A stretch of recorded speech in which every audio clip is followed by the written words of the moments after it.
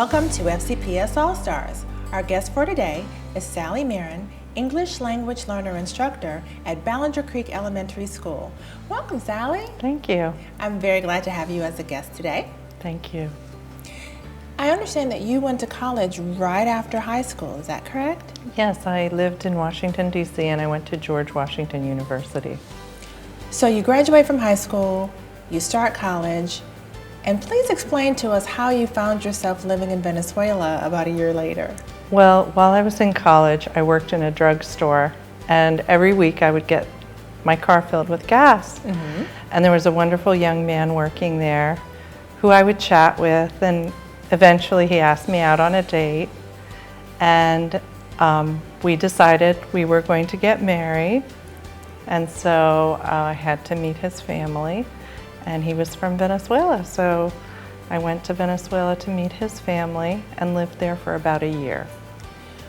Okay, when I go to the gas station now, I jump out of my car, I get the gas, hopefully I'm not getting blown away or rained on. What was the difference in how gas stations used to be? Well, it was very different back then. The attendants used to pump gas, talk with you a little bit, clean your windshield, check the oil. And so there were opportunities there for conversation. I see.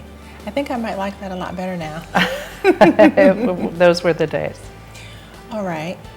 You meet this wonderful guy. You're about what, 19? I was 18. You were 18. And you decided to go off and move to Venezuela?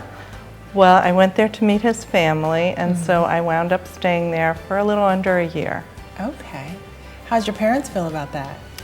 Well, they weren't very thrilled about it, but everyone who meets Ernie, that's my husband's name, just falls in love with him just like I did. Okay. And I had saved up a lot of money between my babysitting and my job at the drugstore. So I decided that was something I needed to do. I needed to know where he was from and meet his family. That makes perfect sense. So to move to another country that English is not the first language, had you taken Spanish? Were you fluent in Spanish when you went there? I took Spanish in high school, but it was very, very basic, which I realized the minute I got off the plane.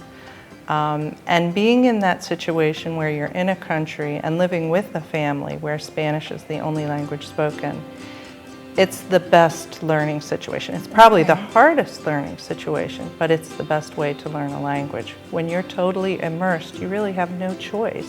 That's true. So I used to carry a dictionary around with me everywhere I went, and I had a little notebook where I'd write down new words as I would learn them. And I found that I learned very quickly. I was very motivated and very determined. Right, and very much in love. Yes, that too. How was it for you being 18 and living in Venezuela? Well, it was very intimidating at first, but Venezuelans are very friendly and outgoing people. So I very quickly made friends. I got a job there. I was actually teaching English there at Berlitz. And so I adjusted, but at first it was a little overwhelming. So you did indeed marry Ernie? I did, and we've been married 37 years. Oh, that is great. I'm proud of you for that. You don't hear that as often these days. Did you all decide to do any more traveling since you were so young and out and about in the world? We did. We went back to Venezuela every summer while we were both in college and would spend our summers there. And then we went to Europe, both on business trips as well as personal trips. Okay. And we also traveled throughout South America. We went to Colombia, Mexico, Ecuador, and back to Venezuela. Okay. And we also traveled in the Caribbean to Aruba and Jamaica. That's great. Do you all have children? We have 2 children, a son and a daughter. Well, congratulations on that. Thank you. What happened after you left Venezuela? We came back to the United States and we both went to school. We finished our university programs. Okay. He became an engineer and I went on to work for Berlitz International, which is a language training institute. I worked there for 15 years. Okay.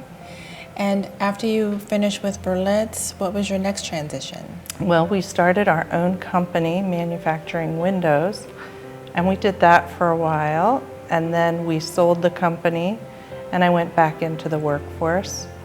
And when the company I was working for got bought out, I was laid off and I had an opportunity to rethink what did I really want to do. And I wanted to get back into teaching and work with children. I love children. So after meeting a wonderful man and traveling around the world, you find yourself in a situation where you have to reevaluate what your next step is going to be. How did you end up becoming a teacher? Well, I really thought about it. I was at a crossroads and I had to make a choice. And I decided to make a really different choice in my life to get back into teaching and to work specifically with the public schools. So I had to go back to college. Okay. I had to take a lot of classes, and I have not regretted that decision one moment. It was a very good decision. I'm very happy doing what I'm doing. Well, it sounds like you found the best way to combine your love for children and teaching and the love of language to find a career that's perfectly suited for you. I think so. And thank you so much for joining us today. Thank you. And thank you for joining us as well. Have a great week. We look forward to seeing you next week. And don't forget, shine on.